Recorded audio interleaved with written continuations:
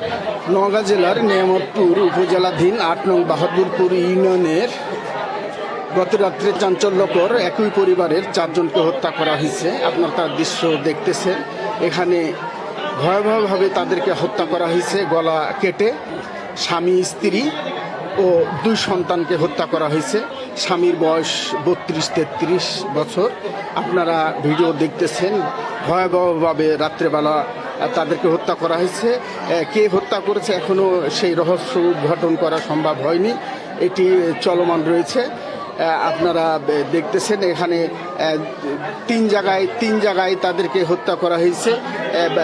হচ্ছে ঘরের মধ্যে তাদের এখানে দেখছেন 2 সন্তানকে একই ঘরে তাদেরকে হত্যা করা হয়েছে। কে বা কারা হত্যা করেছে এখন পর্যন্ত তাদের কোনো তথ্য উদ্ঘাটন করা সম্ভব হয়নি।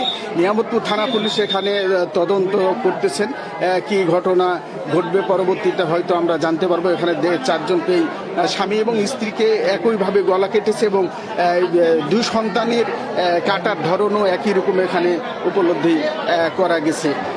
আমরা এইটি অনুধাবন করছি। এটি একটি ভয়াবহ অবস্থা। এখানে অবস্থা খুব খারাপ।